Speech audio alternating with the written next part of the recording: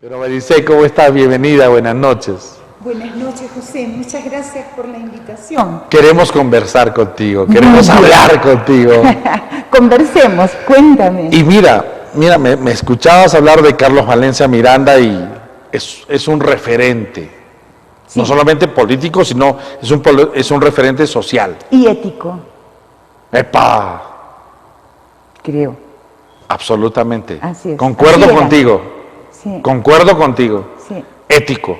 No sé qué opinión tienes de Daniel Estrada. Yo cuando estuve acá en el Cusco... Tengo un referente histórico. Claro, yo sí lo conocí y era el alcalde del Cusco. Y también era una persona muy recta. Y fue el que vio y dijo, esta ciudad tiene que prepararse no para recibir 20.000 turistas.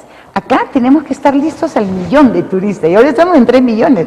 Pero él fue el que empezó estas pachas y esto, precisamente con visión. Las condiciones de una ciudad para eso, para recibir. Claro, para el futuro, ¿no? Porque no habían ni 10.000. Porque tenemos fotos, Maricet, tenemos fotos en 1940, 1950, 1960, en los cuales no puedes recibir a los turistas pues, con llamitas y con chunchitos que nos pintaban en ese contexto. O sea, ya no se podía dar ese contexto. Había que hacer la ciudad monumental, ¿no es cierto? La avenida Sol, así grande, bonita y tal, las pachas estas, las caídas de agua que recibían a los turistas. Bueno, todo eso se hizo con visión de futuro. Creo que una de las grandes fallas que tenemos ahora es que no tenemos liderazgos con visión. Y no tenemos visión de futuro. Y no tenemos nosotros mismos visión de futuro, ¿no?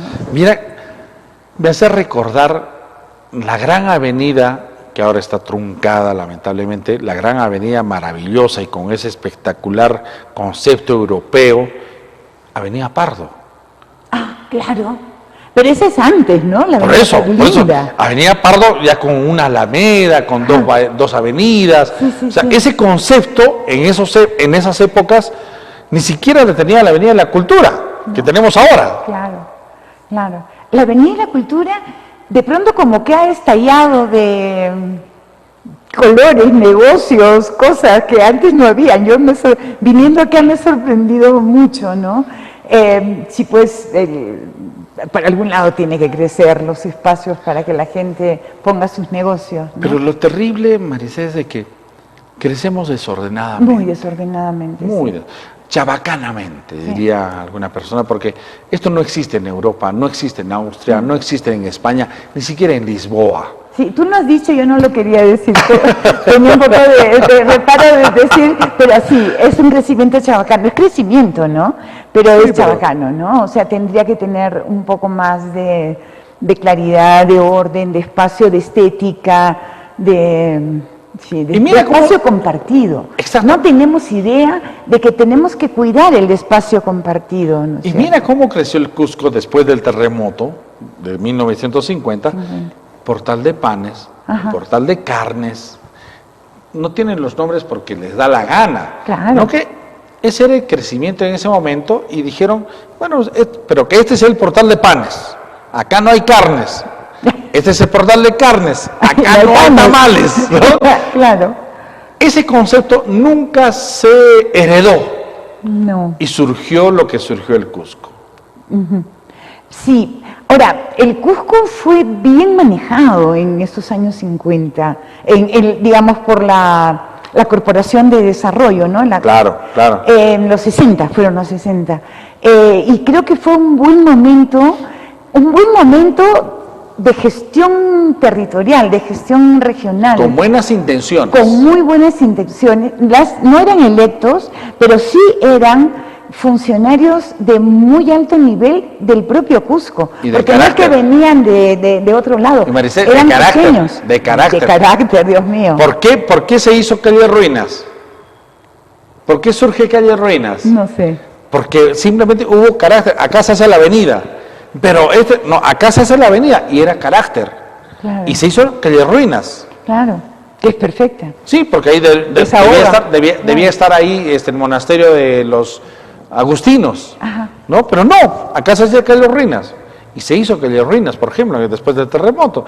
¿Por qué se llevó la portada de los agustinos al cementerio de Almudena? Carácter. Ajá, porque había que sacarlo. Había carácter, o sea, hoy día mueves una piedra, no, ¿cómo es posible? Y ahí va mi tema un poco, Maricé, porque lo que está faltando para la descentralización, desconcentración de poder, lo que fuera, es carácter. La gente está entrando para ser ministro de acá, ministro de allá, director de general de acá, solamente por un tema político o de económico, oportunidad, nada más. Pero no hay carácter, no tenemos carácter, Maricel. Sí, no tenemos carácter como capacidad de hacer cosas con visión, ¿no? Eso nos falta.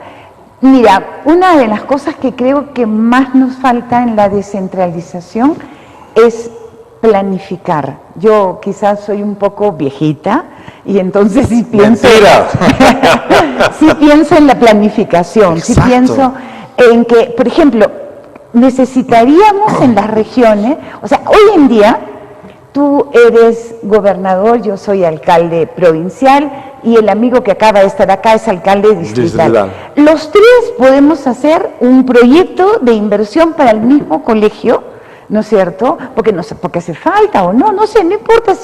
La cosa es que cualquiera lo puede hacer. No, tú ves el presupuesto por funciones, todos los niveles de gobierno ejecutan proyectos de inversión en educación, en agricultura, en salud, en turismo, en todas las funciones, en transporte, todos los niveles de gobierno, en todo. Y entonces, no tenemos claridad de responsabilidades. ¿Qué te toca? O sea, un alcalde distrital, ¿qué debía ser? El distrito es el lugar donde vives, donde vive la familia, lo básico de la familia, tu vivienda, el espacio de tus hijos, el parque, la avenida, los servicios más básicos. Tus competencias. No, el recojo de basura, la vigilancia, no, eso es un distrito, ese es un alcalde distrital. Un alcalde provincial, ¿qué es? La provincia es el lugar donde tú sales, ¿no es cierto? De tu distrito sales al mercado, a la universidad, a la chamba, a la fábrica, o cuando estás en el campo, a llevar tus productos al mercado principal, etcétera. Esa es la provincia, una planificación más bien asociada a un segundo nivel de actividad, ¿no? Y la región es el territorio del desarrollo económico. ¿Por qué tenemos gobernadores que están haciendo calles en los distritos?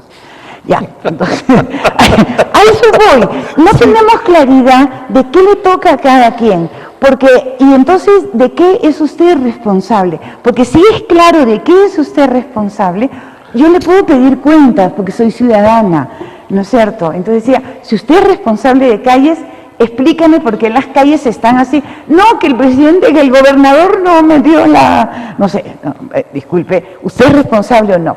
Eso nos falta, y entonces como no hay claridad de competencias, funciones, responsabilidades, no hay tampoco posibilidad de planificar, porque para planificar tú tienes que saber... Y tampoco de exigir. Y de exigir, ¿no? Por supuesto. Que ese es el punto. Ese es el punto, como ciudadanos de exigir, pero como autoridades, tú lo que necesitas es, ¿qué necesitaríamos tener? Una buena zonificación económica y ecológica, un buen plan de ordenamiento territorial para saber bien el potencial de la región, no la ciudad es un tema municipal, la región, si queremos hablar del gobierno. Y entonces ese territorio que tiene intercambios, que tiene roles de la minería, de la industria, de la agricultura, esta agricultura puede potenciarse, etcétera, requiere ser acondicionado. Y tenemos que tener un plan de acondicionamiento territorial. Sobre la base de eso que te dice cuáles son las principales vías, cuáles son las comunicaciones centrales, ¿dónde tenemos que poner un buen colegio rural? ¿No es cierto? Tenemos colegios secundarios rurales, los colegios secundarios, tenemos que son multigrado, o que son... Profesores, pues son chiquititos. Pero ¿qué sentido tiene generar una infraestructura brutal? Que un muchacho de secundaria que tiene de profesor, no sé, de geografía, al pata que sabe un poco de inglés, ¿no es cierto? O sea, no puede ser. Claro, el Estado no le va a nombrar 11 especialidades a un colegio que tiene 50 alumnos. Entonces, ¿qué hay? Miremos el territorio. No deben haber 7 colegios de 50 alumnos. Tiene que haber un colegio secundario. De 300 por alumnos. amor del cielo, no es tan difícil, ómnibus. Movilidad escolar. Recojamos hay una película que a mí me encanta, no sé si la recuerdas, Forrest Gump se llama. Ah, claro. ¿Cómo comienza Forrest Gump? Con que el chiquito sube al ómnibus escolar. Corre, corre. Claro, y termina así que él deja a su hijito en el ómnibus. En todos los lugares de ruralidad, porque esa es una familia que era rural, en todos los lugares desarrollados con ruralidad, los niños los recoge el ómnibus y nos lleva al colegio grande, bonito, jornada completa y tal, y donde hay laboratorio, donde hay gimnasia, donde hay todo. Lo que necesita un muchacho peruano que se tiene que estar formando para ser el profesional o el técnico del futuro. Esa es la secundaria. Y eso no lo tenemos. Bueno, lo tenemos en la ciudad, pero el campo no lo tiene. Y medianamente en la ciudad, mediocremente, disculpa, mediocremente tenemos en la ciudad. Pero entonces, hagamos planes. Ese es el tema, Maricel, porque la infraestructura específica que necesitamos para el tipo de poblamiento, recursos y climas que tenemos. En lo que alberga este apasionamiento, el tema de educación, igual debe ser en el tema de emprendimiento, igual debe ser en el tema de procesamiento de desarrollo social, agrícola, empresarial. O sea, ¿por qué hasta ahora nuestro concepto es bien mediocre? Y esa es la palabra, porque no puede ser mediocre. No, yo un topo de maíz y tú un topo de alberjas y el otro un topo de habas y el otro un topo de papas. Cuando cooperativamente podrían ser 4 topos de papa, pero no, tenemos ese concepto egoísta porque nos genera los gobiernos. Porque tampoco tenemos orientación ya en el campo. El gobierno no lo da. El gobierno prefiere darnos en la división, prefiere vivir en la división entre nosotros. Claro. Ya, tu derecha, izquierda, arriba, abajo, y nos han vendido esa historia muchísimos años, con lo cual han procurado de que vivamos en ese concepto mediocre. Sí. Mira, yo he sido viceministra de Agricultura, ¿ya? En el gobierno de transición. Sí. Y quiero mucho a toda la gente de Agricultura que encontré en ese momento. No cambiamos a nadie, dijimos, orientemos, no perdamos tiempo en aprender, ¿verdad? Todos acá están en un equipo, trabajemos. Y hay gente que yo quiero mucho ahí, Agrorural lo quiero mucho. Pero yo todavía no entiendo por qué Agrorural está en el ministerio y no está en los gobiernos regionales. Si actúa totalmente en las regiones. Exacto. Entonces, si son los que tienen conectividad. Las agencias agrarias sin plata y Agrorural que se planifica en otra parte. Yo lo quiero mucho, como digo, hacen un trabajo magnífico, me parece, no estoy pensando que lo hacen mal, pero si el gobierno tiene que tener las capacidades de impulsar el desarrollo regional, la agricultura es fundamental, y el agricultor, lo que uno le pregunte a un agricultor, ¿qué tiene que haber? Asistencia técnica, señorita. Todo el mundo pide asistencia técnica, asesoría, que me ayuden, que me informen, que me capaciten, por Dios. La gente no quiere bono, la gente quiere, dame la oportunidad de, a ver, lancemos algo, propongamos algo. Ahora, en ese contexto, voy a pecar de extremista tal vez, porque lo que los gobiernos, no el gobierno último, ni este gobierno, ni el fujimorista, porque la gente le encanta agarrarse del antifujimorismo para compensar sus torpezas, pero ¿por qué los gobiernos no han dado ese salto cualitativo?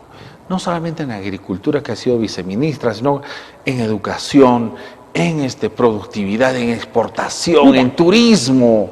Porque nuestra descentralización estuvo muy mal diseñada, y finalmente, como no hubo claridad de quién es responsable de qué, como acabamos de decirlo, También el gobierno nacional conservó un montón de instrumentos que podían haberse descentralizado. Cuando tú descentralizas, tú entregas capacidad de decisión a la autoridad que está cerca de la población. Tú, claro. Hazlo tú, ahí está tu gente, ¿no es cierto? Pero si lo haces tú, no lo hago yo. Y si no lo hago yo, no tengo la foto, no tengo... Claro, ese es hazlo tú, pero si no estoy en la foto, claro, te quito el... No, la foto, la plata, sí, el poder. Sí, sí, sí. Los consejos de ministros a mí me impresionan, porque no digo el que yo vi de a pedacitos, sino en general son una especie de defensores del sector. No son constructores de una política nacional, ¿no? Cada uno es su sector. No, mi sector... Lo mío. Ególatra a no poder. Oiga, ¿por qué? Usted ya va a ser ministro 2 años, con suerte, ¿no? En fin. Ojalá sea 6 meses, pero... Así es. Pero miramos un país a cortoplacista. Eso es cierto. Sí. Porque también no le das las condiciones a un ministro, a un presidente del Consejo de Ministros, no le das las condiciones, oye, siéntate, hay una planificación de 4 meses y trabajemos este año. En este año no te muevo, hagas lo que hagas, salvo que te metas con la corrupción, ahí sí te friegas, pero este año es tu año. No, entra de confianza y a ver cómo haces. Salió un titular en el diario El Cusco, no, mañana se va. Sí. ¡Mal! Además, siempre la respuesta a los periodistas es: el señor presidente nos evalúa permanentemente. O sea que nos puede votar. Esa es la respuesta, nos puede votar. Pero ese es un concepto, concepto bien torpe. Muy torpe, claro. Bastante torpe. Claro. No, todos nos evalúan, todos los días estamos en evaluación. Si fuera evaluación de todos los días, estarías hace 3 días atrás, estarías fuera. Claro, entonces quiere decir que hay una inestabilidad terrible de política, ¿no? Ese es el problema en nuestro país. Sí. Si Singapur, Japón, Austria, Alemania, España, después de las Segundas Guerras Mundiales, hubieran vivido con el concepto que vivimos los peruanos, nunca hubieran salido de lo que han salido. Sí, España qué bien lo hizo, porque España lo ha hecho mucho más recientemente. Más rápido. Una regionalización notablemente bien hecha, notablemente, tú no sientes el gobierno central, sino para lo que es fundamental. Ahí están los catalanes con los españoles. Y están los catalanes, los vascos, los andaluces, la gente se apropia de su territorio y lo gobierna, ¿no? Y lo gobierna sin bien. perder la perspectiva nacional. Sin perder la mirada nacional, Sí, por sí, supuesto sí, que la da el gobierno nacional, que es un gobierno fuerte, ¿no es cierto? Bastante fuerte, pero tiene mucha fuerza en las regiones. Incluso hay partidos regionales que son ahorita el fil de la balanza en España es el Partido Nacional Vasco y el Partido Catalán. Son los que van a darle mayoría al gobierno, partidos regionales. Entonces, sí, esa regionalización fue muy bien hecha. Fue hecha con una voluntad no de retrechera, digamos, de que conservo, ¿no es cierto?, sino más bien cómo entregamos, ¿no es cierto? Acá no se ha entregado realmente poder, se hizo una ley, mira tú, y yo creo que fue muy irresponsable decir que los territorios regionales que debían ser uniones de departamentos, ¿no?, para hacer gobierno fuerte, fueran por iniciativa ciudadana. Y la iniciativa ciudadana dijo que no, se acabó. Y luego las competencias tenían que ir a grandes regiones, pero no habían grandes regiones. No. Y entonces las competencias se distribuyeron por todas partes. Se dispersaron. Oiga, ¿qué es esto? ¿No es cierto? ¿Cuál es el trabajo legislativo que ha habido, no? La regionalización anterior, que tú no la viviste probablemente, sí tuvo como 5 años del Plan Nacional de Regionalización, impresionante. Cuando sale el Plan Nacional de Regionalización, el Congreso lo aprueba enterito y arranca el proceso de formación de regiones y gobiernos, ¿no? Cada gobierno tenía su ley orgánica, cada gobierno, la ley orgánica decía, este territorio, estas competencias, este diseño de personal y estos recursos, y eso era un gobierno regional, ¿no? Creo que lo que nos faltó y que lo generaron muchísimo ciudades y naciones después de la Segunda Guerra Mundial, no hablo de la pandemia, porque la pandemia debería darnos esta lección, es de que hubo un norte. Sí. hagas lo que hagas, seas vasco, seas catalán, gallego, nuestro norte es llegar a 50 millones de turistas en España. No, pero la pobreza, olvídate, no vamos a matar eso tampoco, pero vamos a generar que esos 52 millones reduzcan tu pobreza acá. Pero nuestra riqueza está en ser turístico. Y en nuestro país eso es lo que ha faltado. Si decíamos todos somos mineros, todos somos mineros, todos somos turísticos, todos somos turísticos, todos somos agrícolas, agroexportadores, todos somos agroexportadores. Ahora, lo que pasa es que y nunca le pusieron ese tema. Es un país muy diverso. Y por eso es que esas decisiones tienen que ser pero esa territoriales. es la excusa. No, esas decisiones no pueden ser nacionales. Esas decisiones tienen que ser regionales. Pero España, esa región camina pero hacia España, eso. Maricé, tiene igual diversidad cultural y igual diversidad. Sí, pero mira, no solo vive del turismo, mira la Claro, no, agricultura que tiene, por eso, o sea, digo, impresionante. para mí a veces me suena a excusa, no, pero son aymaras, son quechuas, no, yo no digo que Sí. vive el territorio. Es Por eso, diferente, ¿no? el territorio completo de Tumbes, Piura hasta Tacna es un territorio multicultural, pluricultural. Mega Pero diverso. ese plurito, ese concepto que nos han puesto los antropólogos, ¿no? Parece ser la excusa perfecta para no Sí. crecer. No, sí, tenemos que crecer. Eso lo siento yo, a Tenemos título que crecer, personal. tenemos que generar empleo. La pobreza en ese país, no podemos seguir diciendo que nos está invitando a entrar la OCDE, la Alianza de los Países Más Ricos, cuando todavía tenemos, ahorita después de pandemia, 30 y tantos % de pobre. Y la pobreza extrema, tenemos pobreza extrema.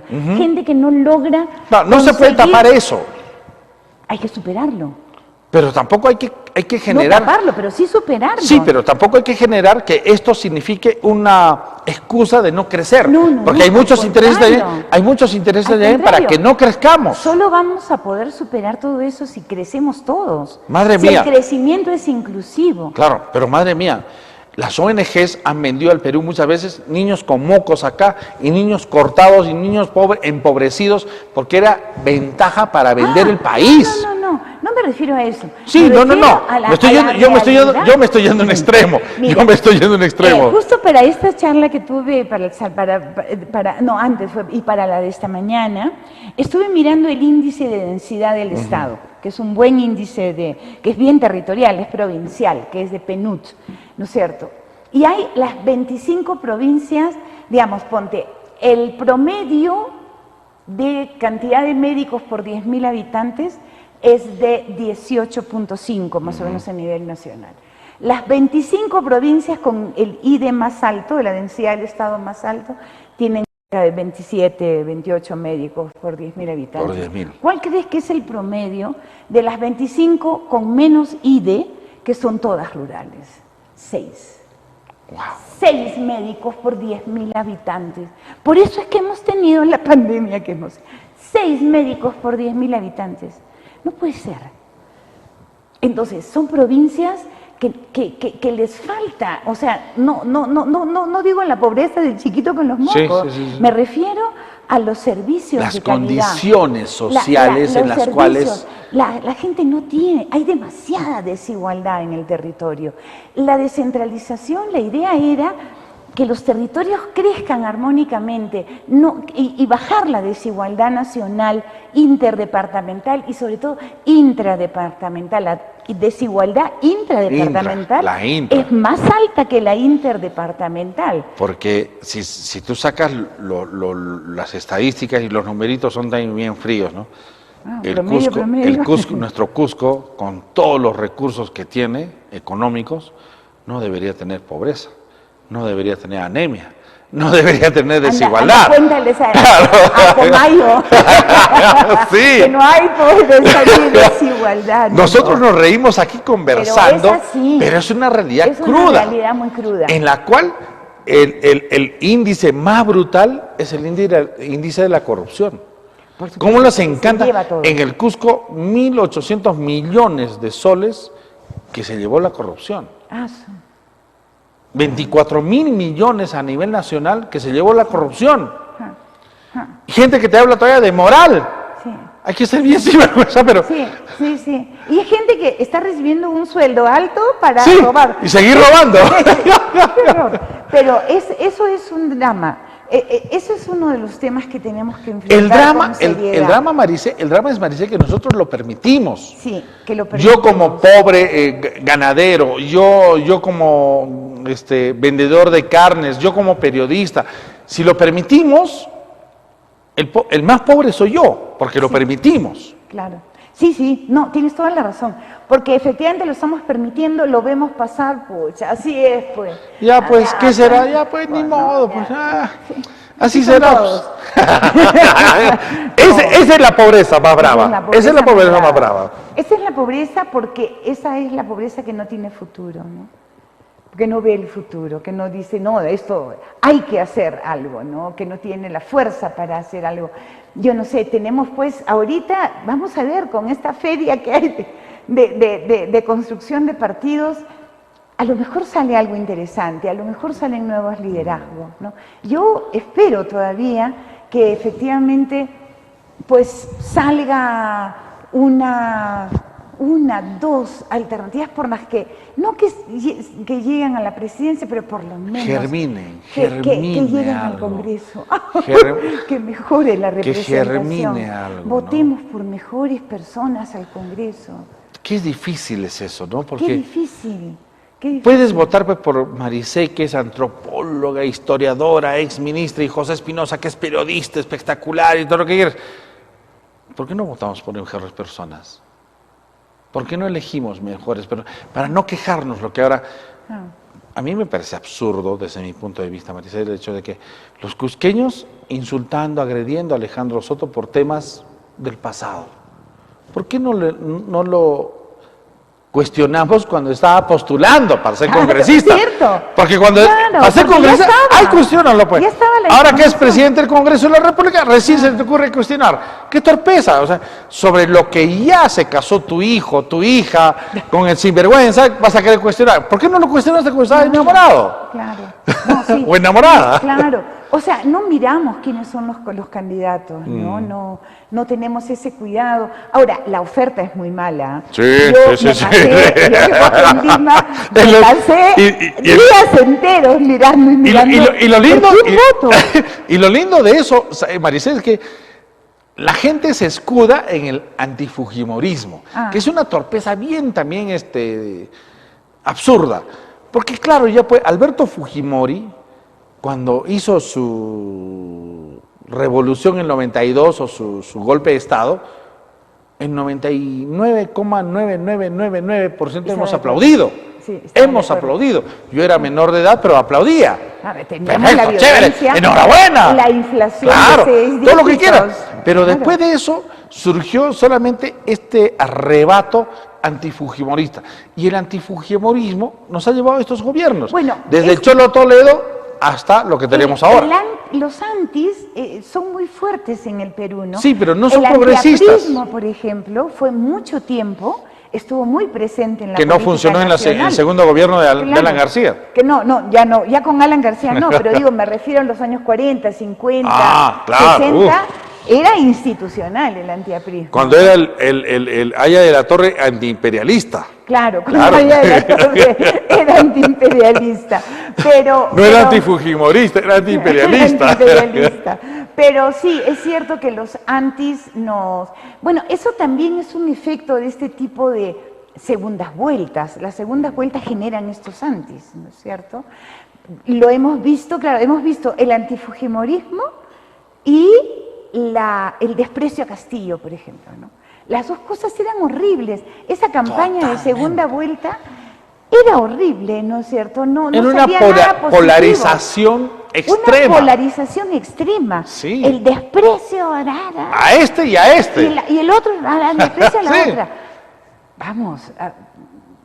¿Cuándo construimos sociedad así? ¿Cuándo construimos sociedad así? Construyamos sociedad, ¿no? Dialoguemos, encontrémonos, ¿no? En fin, creo que nos falta mucho diálogo, sí.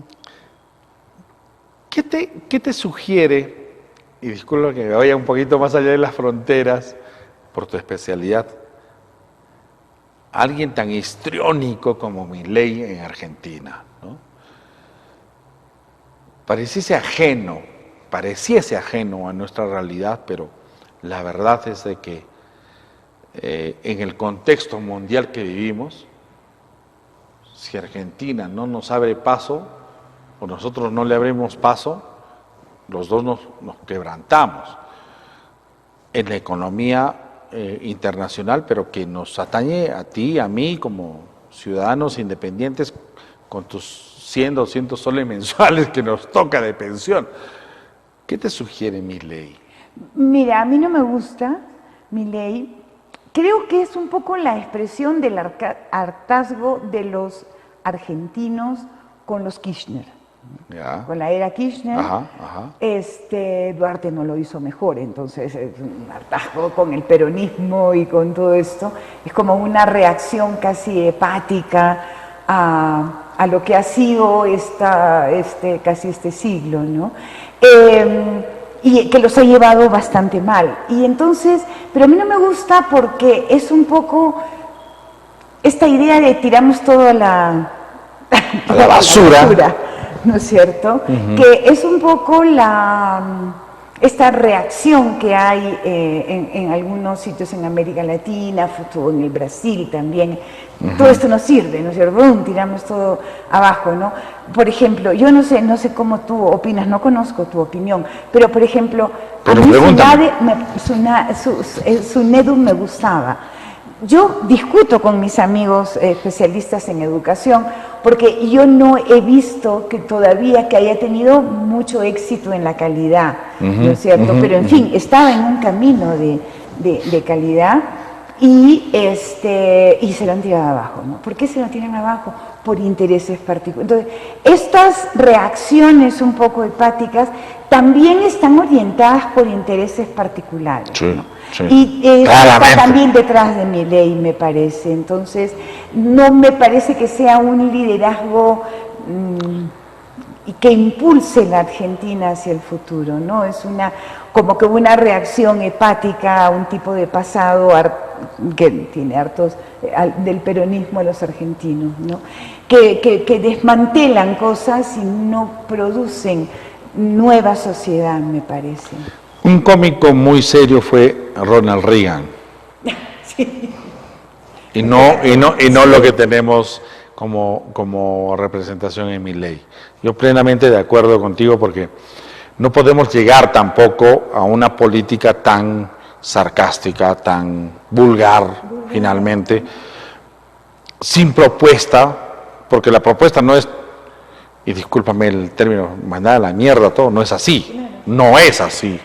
Es o construimos o construimos. Claro, queremos construir con nuevas bases, okay, pero... Y mira lo que ha generado, saqueos y gente que está con sus revólveres y con sus armas ahí defendiendo su hogar, defendiendo su comercio. O sea, no puede generar eso. Eso no es política. No. Eso yo no lo concibo yo como política, ni como político. A mí me sí preocupa mucho la aparición de ese tipo de personas. Que haya conceptos en los cuales, oye, surjamos, hagamos esto, mejoremos esto, perfecto, pero de ahí mandar todo al tacho no es, creo bajo el concepto de que yo lo veo a Milei.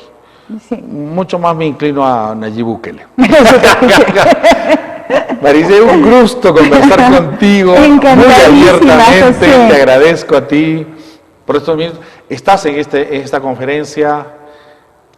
Sí, hoy día hemos dado, unos cursos que damos en el IEP a profesionales jóvenes y hemos venido esta vez dos investigadores, Paolo Sosa, que es un excelente politólogo, y una servidora, a hablar sobre la política y la descentralización con los jóvenes. Mañana tenemos una reunión con este mismo grupo de alumnos para discutir cuáles son los desafíos pendientes en el Cusco para mejorar la política y la gestión territorial, la gestión del territorio descentralizado.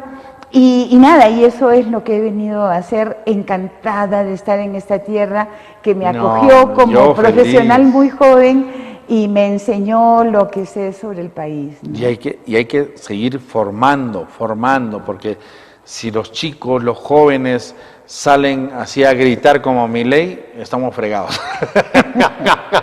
Muy Claro, bien. una revolución es una revolución, estamos de acuerdo, pero si vas a revolucionarte por nada, estamos mal, tiene que estamos tener mal. visión. Hay que darle una Y visión. ese es un rol de periodista muy importante. Y el rol de todos nosotros como sociedad, de todos nosotros, más allá de las características y condiciones, es un rol nuestro.